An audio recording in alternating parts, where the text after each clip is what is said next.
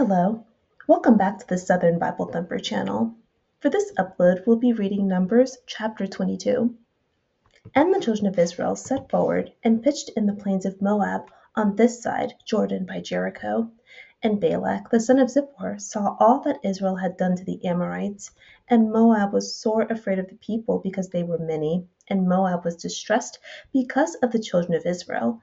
And Moab said unto the elders of Midian, Now shall this company lick up all that are round about us, as the ox licketh up the grass of the field. And Balak the son of Zippor was king of the Moabites at that time.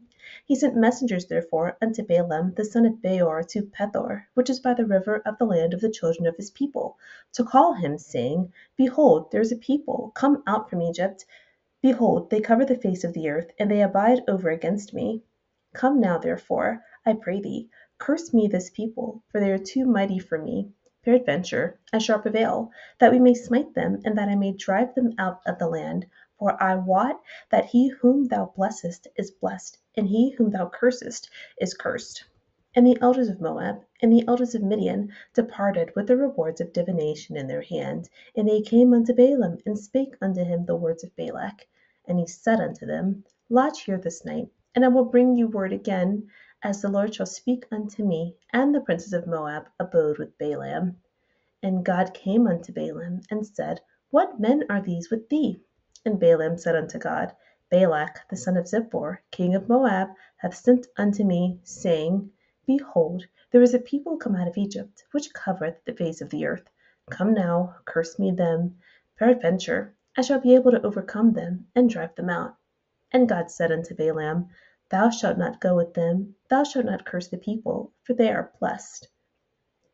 And Balaam rose up in the morning, and said unto the princes of Balak, Get you into your land, for the Lord refuseth to give me leave to go with you. And the princes of Moab rose up, and they went unto Balak, and said, Balaam refuseth to come with us.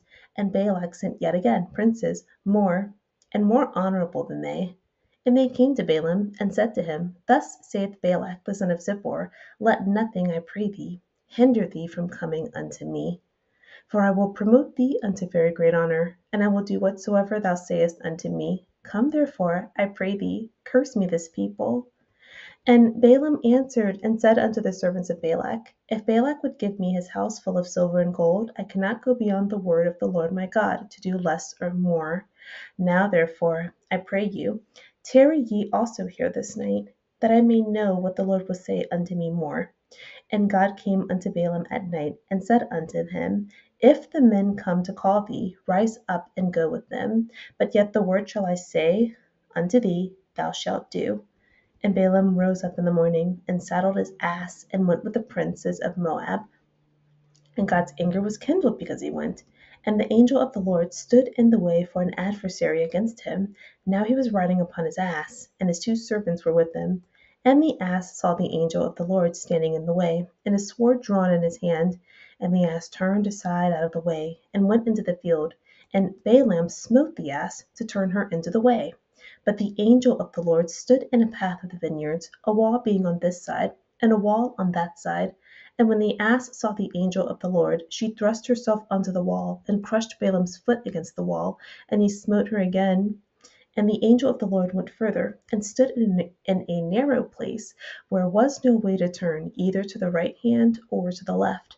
And when the ass saw the angel of the Lord, she fell down under Balaam.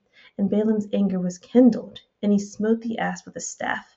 And the Lord opened the mouth of the ass, and she said unto Balaam, What have I done unto thee, that thou hast smitten me these 3 times? And Balaam said unto the ass, Because thou hast mocked me, I would there were a sword in mine hand, for now would I kill thee. And the ass said unto Balaam, Am not I thine ass, upon which thou hast ridden ever since I was thine unto this day?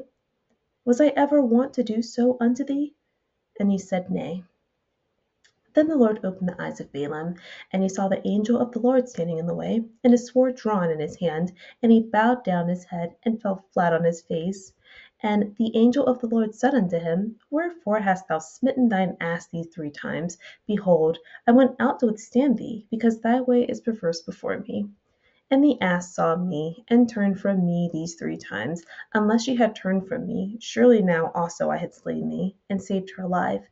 And Balaam said unto the angel of the Lord, I have sinned, for I knew not that thou stoodest in the way against me. Now therefore, if it displease thee, I will get me back again.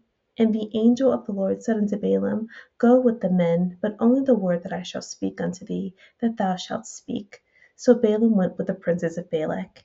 And when Balak heard that Balaam was come, he went out to meet him unto a city of Moab, which is in the border of Arnon, which is in the utmost coast. And Balak said unto Balaam, Did I not earnestly send unto thee to call thee? Wherefore camest thou not unto me? Am I not able indeed to promote thee to honor? And Balaam said to Balak, Lo, I am come unto thee. Have I now any power at all to say anything? The word that God putteth in my mouth, that shall I speak. And Balaam went with Balak, and they came into Karjahozoth. And Balak offered oxen and sheep, and sent to Balaam, and to the princes that were with him. And it came to pass on the morrow, that Balak took Balaam, and brought him up into the high places of Baal, that thence he might see the utmost part of the people. Summarizing Numbers chapter 22, this chapter starts out detailing Israel's camp location, which in verse 1 is in the plains near Moab. Verse 2, King Balak of Moab saw all that Israel had done to the Amorites. Verse 3 explains Israel's population as massive and details that Moab was distressed.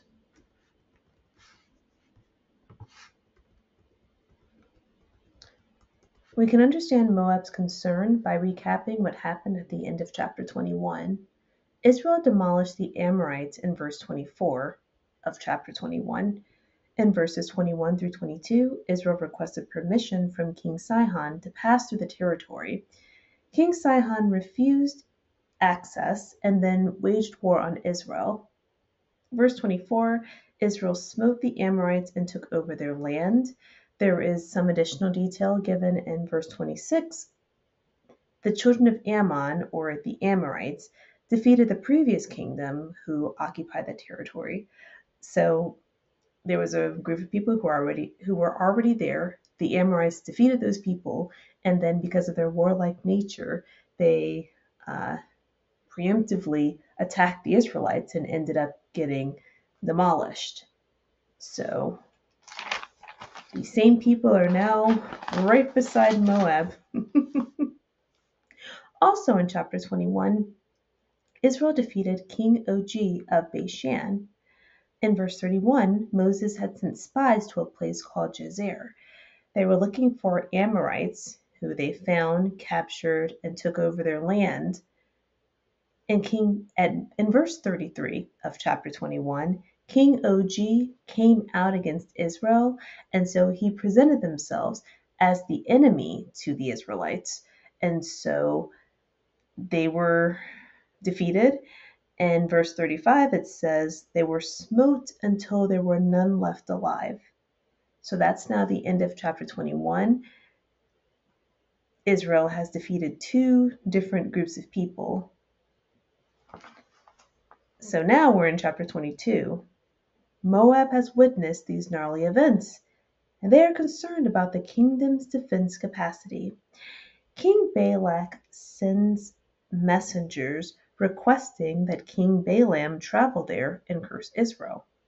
Verse 5, King Balak notes that there's a large number of Israelites, and this number might be too mighty of an opponent without the aid of a curse. Balak adds that Balaam's blessings and cursings are indeed legitimate, and that's in verse 6. Messengers arrived to King Baalam, and his kingdom is Pethor, King Baalam. The messengers arrive. King Baalam tells them to stay the night, that he needs to ask God advice on what to do next. In verse 8, Verse 8 reveals that King Baalam reports to the same God that Israel does. But God asks him, why are the messengers there? Balaam explains Balak's request. God tells Balaam not to curse Israel because they're blessed, and that's in verse 12.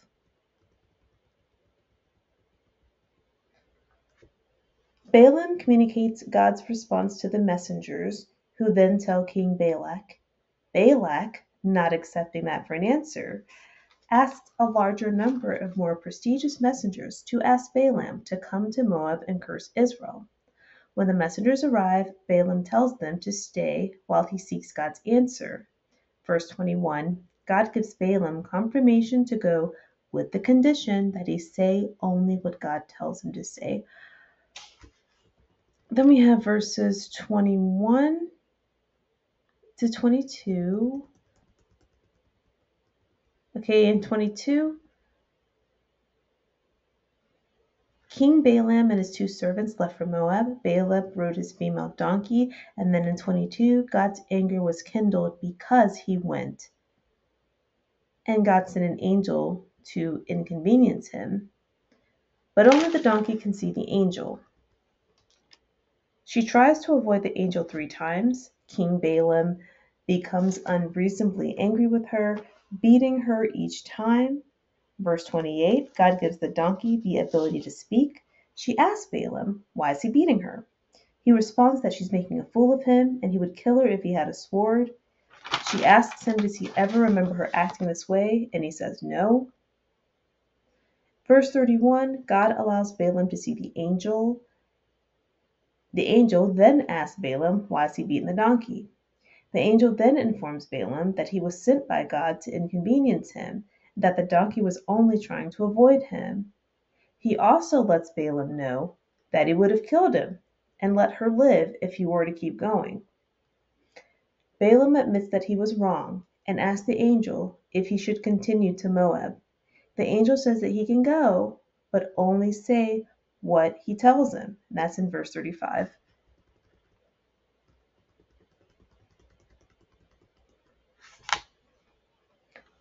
When Balaam arrives, Balak asks why he did not come earlier the first time. And, just asks him again, you don't think I'm capable of rewarding you? Verse 38, Balaam tells him, hey, I'm here. Can I talk? Can I get a word in edgewise?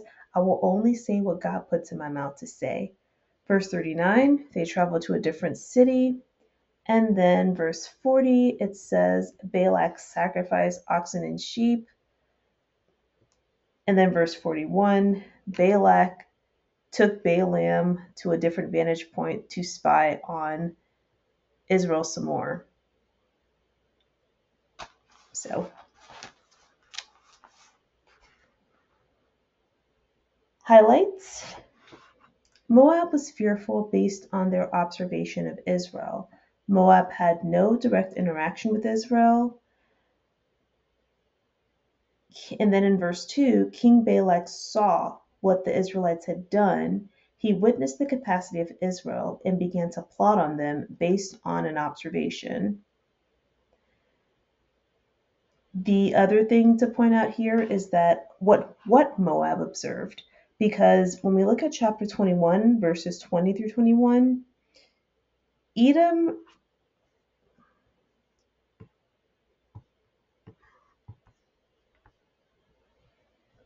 okay, it's going to take a little longer for me to do that, but when you look at Numbers chapter 21, verses 20 through 21, Israel tried to gain access to another territory, and it doesn't list the king's name, it just says King of Edom. They refused Israel access, and it didn't end in war or conflict. They just left the area. So the Israelites were capable of resolving things peaceably, but Moab only saw them defending themselves. The Amorites waged war on them just for asking could they pass through their land. So there was no way they were going to be able to choose peace in that situation. But that's what the Amorites saw. They just saw them fighting. So that's just something to point out. The next highlight, this is an emphasis on status and how attaining a status or attaining material things doesn't necessarily absolve you from being human. So all the human emotions, pain, jealousy, just feeling inadequate, those feelings don't stop. Um, that's not, let's just go here. So, a king with enough worldly resources, a king now, he has enough resources to get another king to travel to him to do his bidding. That's how much material stuff he has. His status is king. In contrast, the Israelites are a slave class of people who escaped their slave masters, and there's just a lot of them everywhere. Numbers 3 was detailing the responsibilities of transporting the tabernacle. That's what that was for. That's why the Levites are a special class. They deal with everything that goes on with the tabernacle, from assisting with uh, rituals or sacrifices, but also when it's time to travel. These are the people who handle the actual pieces of the tabernacle. It's built to be portable because the Israelites don't have a kingdom. So, as you see with the Amorites, they defeated people who are occupying a territory. That's how they have places to stay and go to. This king who has stability, who has worldly resources, is enlisting the help of another king. So you have two kings taking their time, energy, and resources to stalk slaves.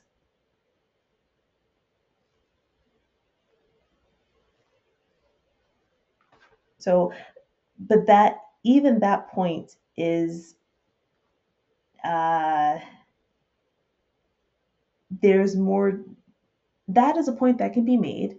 But then when you think about the sheer number, let me see. So in Numbers chapter 1, verses 46, just just a one number, one figure of the population of Israel. This was in Numbers chapter 1, 603,550 people. And remember when I just talked about the Levites, the ones who were in charge of the tabernacle duties? That's not counting them. The Levites were never counted in that census at the beginning of Numbers. So the king feared Israel's capacity, just like the king did in Exodus chapter 1, verse 10. So that's another.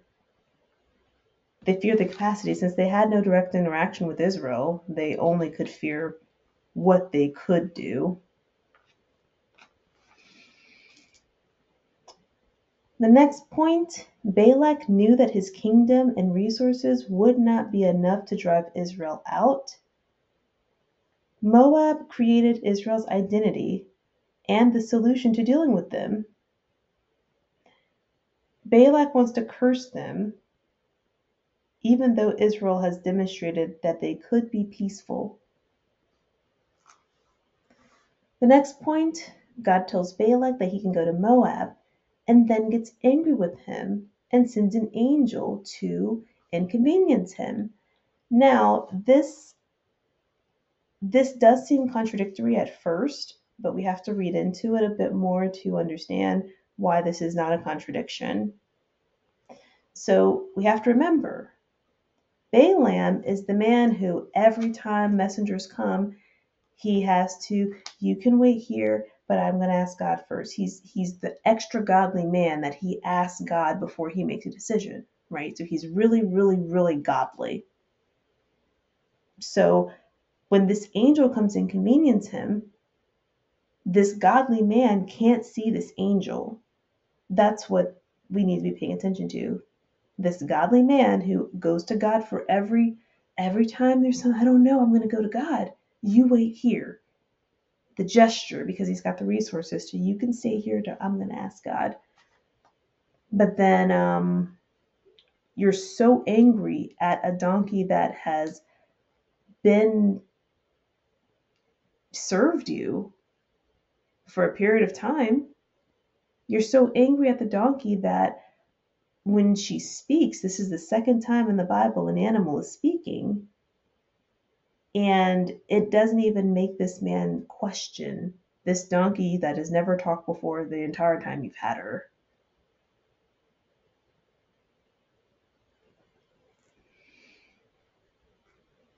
That also says something about his temperament, that every time he was inconvenienced, he beat her and didn't even stop when she started talking. He threatens her more and says, "If I had my sword, I would kill you." He's that angry. So this suggests something about this man's temperament, being very quick to anger. Even the fact that you're willing to beat an animal, even during this time, it seemed a bit excessive if God empowered the donkey to talk.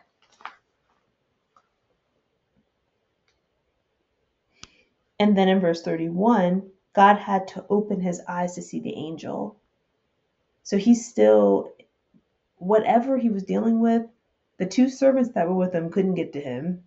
And then, of course, if you're in a position like that, would a servant be the one to tell a person in leadership that they're being a terrible person? That's not something a servant would do. So because this man had this status, there was no one else that really could get a hold of him other than God and maybe a talking donkey. Even a talking donkey couldn't get a hold of this man when he got angry. So that was portraying this man's temperament.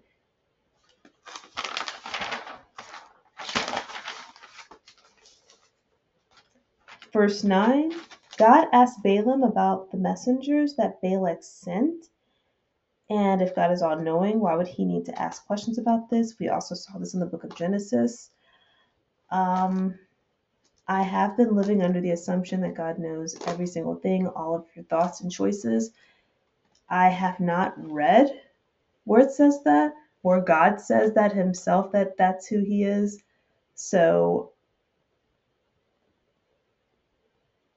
I would like to be able to confirm or deny by the time I read the whole Bible. But with what we've read so far, I still feel like I'm not able to confirm or deny. But I also want to say that even if I find out something different than what I've been told, that does not discredit God's uh, perfect status as creator. God is still the creator. What we believe, if we did not seek it out in his word first, is a result of us not doing enough research. The next point, the ungodly tends to view spirituality as a tool, a possible tool. Balak offered worldly possessions for an action that requires a spiritual gift. He recognized the power of Balaam, the blessings and the cursings, but completely disregarded Balaam's decision to not curse Israel in verse 12. And in verse 14 and 15, King Balak sent more people to ask the same thing. So that is chapter 22. Not this, for some reason, this was a little bit more difficult, but I got through it. We got through it. Thank you for watching. Have a good day.